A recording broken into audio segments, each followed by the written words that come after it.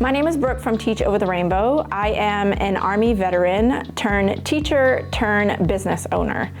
I started about 8 years ago while I was teaching full-time in the classroom. I started with making polymer clay lanyards. When I started making those, they would quickly sell out within a few minutes. And as my business continued to grow, I expanded into sublimation and then started working with epoxy. And now I am working with DTF film and doing shirts, and I've ventured into lasering, just continuing my different products that I offer on my website. Originally, when I started making the polymer clay lanyards, I just wanted to make a little bit of extra money because as a teacher, you really don't make a whole lot of money. And so they started to sell out very quickly. And at first I was selling through DMs on social media, but when I realized that my orders were kind of overflowing and I couldn't handle that through DMs, I opened up a Shopify. I bought a off-brand small heat press, so just like a generic heat press. And it was very small, and it was hand clamp, slid to the side. It wasn't anything spectacular, and I grew out of that very quickly. And I also noticed that I didn't get a very consistent temperature and pressure, and so as I started to expand my products to maybe clipboards that were thicker, I knew that I needed to upgrade my heat press. And so again, I'm doing a lot of research because I'm trying not to buy things twice and I want to grow into something and grow out of it. I came back to you guys and I got my heat press from you guys as well. And so I went with the Heat Press Nation 16 by 20 signature series, auto open with shear pressure, and it was just uphill from there. So when I stepped out of the classroom and did my business full time, I was actually working just out of my kitchen table because both of my kids were still living in my house. They were still in high school.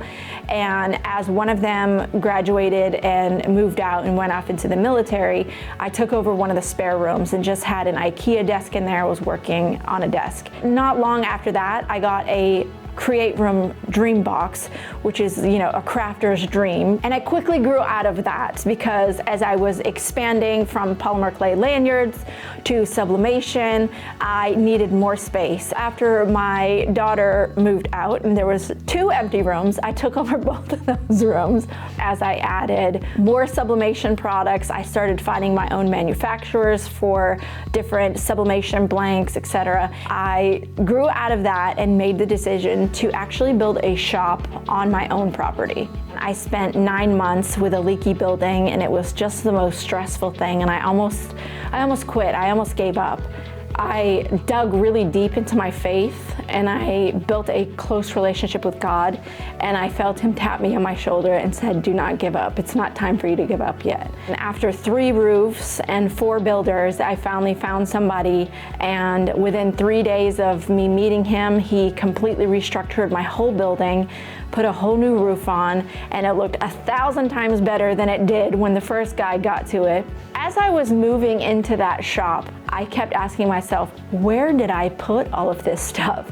But when you have a space that you just make work and it's organized, you don't realize how small your space is until you get into a bigger space. But you just work with what you have at the time. And within a year, I was calling that builder that fixed my original building, and I was adding another 960 square feet onto my building.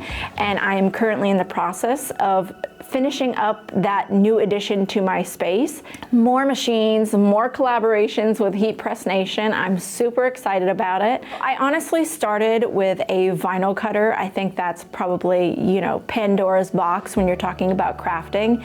Vinyl cutter to having a workspace that is bigger than your house is mind-blowing. And I have grown so much along the way, and I have faced so many challenges and overcome so many things that when I look at from where I started to where I'm at now, I wouldn't change a single thing because it has made me into a very strong, resilient person. And I am so thankful for all of the struggles and all of the triumphs. My following is not just teachers, it's anything from the part-time hobby crafter to your full-blown business and everything in between. If you'd like to follow me on Instagram, you can follow me at Teach Over the Rainbow. Cool. Awesome. Thanks, bro. Of course.